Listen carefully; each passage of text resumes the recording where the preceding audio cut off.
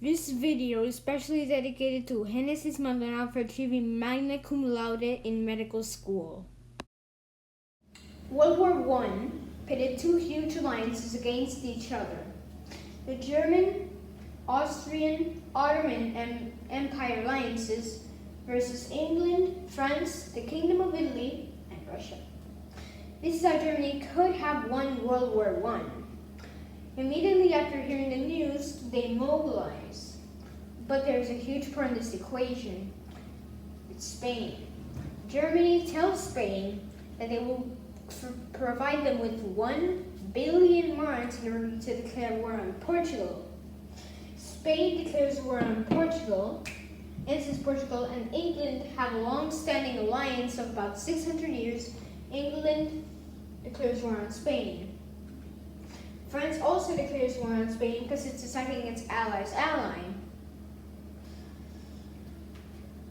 German Empire tells Ottoman Empire that if they need help attacking Russia with German forces, they need to declare war on France and England. So they do that. The Ottoman Empire sends its navy to the south of France. Spain is also attacking France instead of Portugal, and it can't pose that much of a threat to Spain. So they are just about to take Bordeaux, and Bordeaux was a provisional capital for the French during World War I, and during World War II, the German invasion of the Ardennes and Dunkirk, all that. The English sent 60,000 troops to Bordeaux to defend.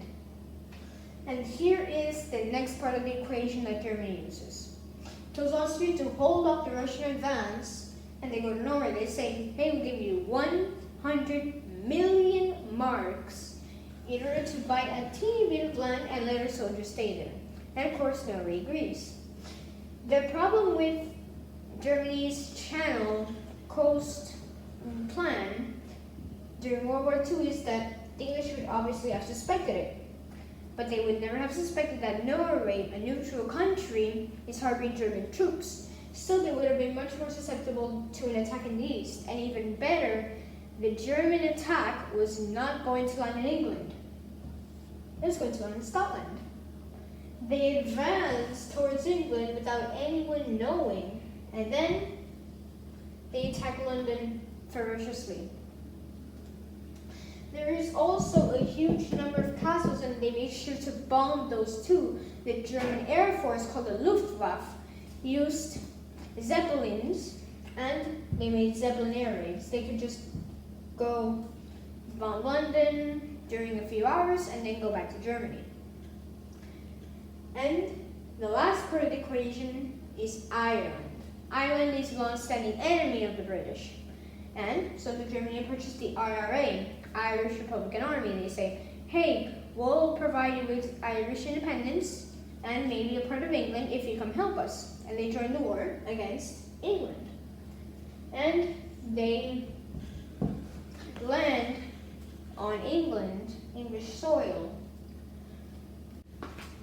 After the Spanish take Bordeaux after the leaving of 60,000 British troops to defend London, the French get a huge morale loss.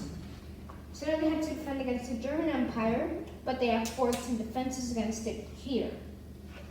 They have to defend against the Ottomans, the Spanish, and an Austro-Hungarian force that's coming through the German Empire to invade France.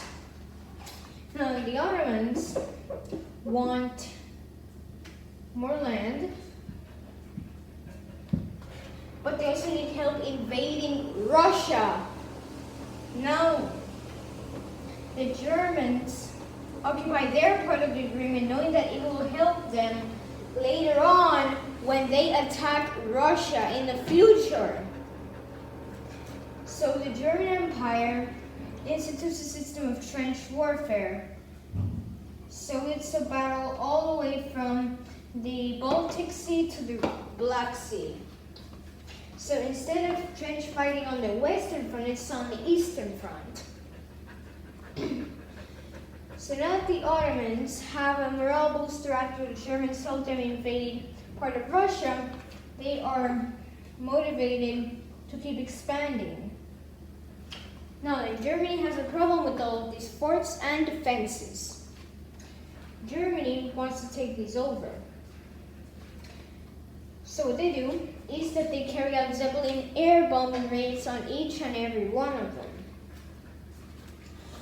So by a few months, all of these fortresses have capitulated because of the recent victories of the German army. And now France is left with virtually no system of defense against the very improved, very morale-boosted German army, and the French army has got less numbers following the capitulation of those fortresses. And the Ottomans are taking more victories. The Spanish are influenced by Bordeaux to take a little bit of Brittany. So they are continuing their fight up the west coast of France. And this is important because then it enables that food shipments cannot reach France because the Spanish are occupying this part. Now, Germany, back to Ireland. Germany wants Ireland to invade England. So they continue their advance through Scotland and then they enter England. So this gives the Irish a big morale booster to continue fighting. So England is virtually capitulation. It's on the point of defeat. The only strong one is Russia. So it engages in a few battles or border skirmishes here and there, but no real strategic changes occur in that front. So after the German Empire enters mainland France, of course there's huge advances because the Schlieffen Plan in World War I was to invade France, but there were forts and defenses. And so that's why they invaded Belgium, and that's why the British got into World War I. Then the Spanish invade Brittany and completely cut off their food supply. So this is important. Then the French are going to be very, very deprived of food and necessary measures. The English as well are facing defeat after defeat. The Irish are still very excited because they have been promised independence. And then the Germans say to the Irish, hey, you can stop fighting. So the Irish take over a little bit of land from England and then just go home and leave Germany to it as an ally. So they help Germany with troops and Germany appreciates it. So they pay them 10 million German marks. And then after all that, England is pretty much reduced to London. It's a very bad situation for a country to be in, because if it's centered around the siege of the capital city, then it won't get necessary resources except for people who go out behind enemy lines and bring back food. It's very difficult. So each day the Germans keep entering more and more into British territory. Okay, and so the Germans also helped the Ottomans in Russia, and now these victories are staggering. So it's like the Russians have almost no method of knowing. So the Russians are very mad at the Germans, and they try all they can to enter Silesia or part of Poland, and they're very mad. So all they do is try to take out the German Empire, and this allows the Austrian Empire to gain more and more victories in the southern and northern fronts. So Germany is still advancing like mad. He pressures Belgium and the Netherlands into a protectorate. And of course, the Belgium and the Netherlands fear and German invasion and treating of the civilians might be way worse. finally the Russians enter a bit of the Silesia, but it's still a very casualty-filled experience, because to enter that, the Germans basically fought to the death. They're like the kamikaze Austrians. And in the meanwhile, the Spanish are taking Normandy, the Ottomans are invading central France. So it's practically all over. All that they need to do is take the German and Spanish empires and blur into a border. And that's it. They can receive virtually no food supply. So then France will starve, Britain will starve, and it's practically all over for them. But the British realize something. They can use their airplanes to evacuate the country. So they move into France, and Great Britain is taken by the Germans. So it's practically all over for France. So they realize this, and so they decide to do what the British did, because they can't afford to waste more soldiers in these fronts than in these fronts. And the Germans are about to take Paris, so they need strategic defenses. So the Ottomans are still attacking central France, and they're gaining spectacular victories. The Spanish as well are almost in there. And the Germans bought a bit of the Spanish land to have more siege area in France. So France is virtually defeated, but they won't really surrender because they still have a French state. They have land. And you might be asking, why doesn't Russia just come and help the French? Apart from the fact that it's landlocked by the very, very strong German forces, the German Navy is up here to guard against any possible Russian reinforcements. So France is continuing to starve. Its people are losing morale, they're deserting, and finally France falls. So it's quite surprising, really, because France had always existed as a state from the year 937 or 44 onwards until this moment. All they need to do is focus on Russia, and they will win.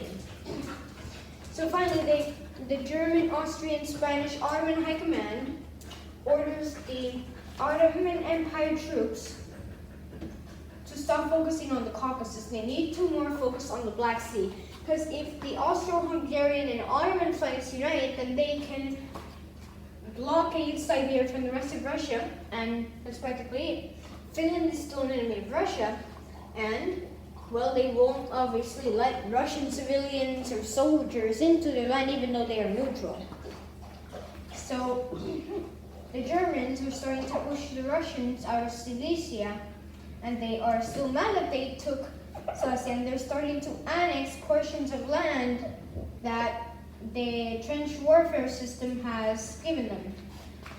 So this is very bad for Russia, because more annexed land means that there is more pressure against them, because they don't want the German Empire stretching from nearly Brittany to Siberia. That would be a terrible, catastrophic thing for the Russians. But each day, the Baltic forces are needing to reach St. Petersburg, and the Russians are defending it fiercely, but this happens. The Ottoman and Austrian flanks are uniting. Now, the thing about the Ottomans is that they annexed all of their captured land instead of leaving a buffer zone for defense. So if Russia attacks, then Ottoman Empire loses land. So now the Russians know they need to do something, but conveniently the capital Berlin is in a very close portion, so all they're going to do is enter through here. So this is what they do. This is still part of the German Empire, it's just occupied by Russia. and the Baltic forces are still trying to take St. Petersburg, and they blockade the Baltic coast. So it's a very smart tactic, just like the one they used during the invasion of France and England. And the Ottomans are still gearing up. They're very mad against the Russians for previous defeats, like in the Second Balkan War in 1912. Austro-Hungary's plan is to invade St. Petersburg. And all the Ottoman Empire has to do is blockade Siberia. And already the Ottoman Empire has amassed a great northern force. And this is like the Soviet invasion in 1941-1944. Huge encircling movements captured mass troops. So here, the Russians realize it's over and surrender here. And Austria-Hungary annexes some of the land. So this is catastrophic because the more land Austria-Hungary gets, which is supposedly a weak empire because it's never very much industrialized like the Ottomans, if the Russians find out about this and this, then the Russian people will lose morale and will probably want to surrender. And the Austro-Hungarians keep winning victories, and the German army too. But the Russians are still advancing on Berlin. And this is what they do. They use Luftwaffe bombers to encircle, to first attack St. Petersburg and then encircle St. Petersburg. They still have a border, they have a border with Finland, but they're still trying to encircle St. Petersburg. The Ottoman Empire is still taking lots and lots of land. And it's very catastrophic for the Russians. So finally, when the German forces finally take St. Petersburg, they're forced to surrender. So as per the Treaty of St. Petersburg in this timeline, the German Empire gains land all the way up to here. Russia is practically a northern state. So it extends from Normandy to Russia. The Ottoman Empire gains a lot of land in the north.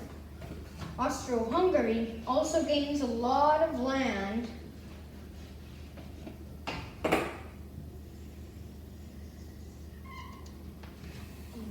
And Spain is allowed to take a bit of the German Empire because the Germans already have so much and the equipment required for manpower would be too much. So in conclusion, the Ottoman Empire gained land in France. Italy and Switzerland didn't do anything, neither did Albania. Serbia got defeated by Germany. Romania, practically nothing. Bulgaria or Greece. The Ottomans gained a lot of land. German Empire switching from practically Belgium, the Netherlands, to the north. Russia is forced to exist as a Siberian state. Norway allies with Germany. Finland allies with Germany. Spain allies with Germany. And Portugal is severely weakened. And England and France are now non-existent. So, well, thank you for watching. Don't forget to like, share, subscribe, and comment below on what you think this war could have ended up like.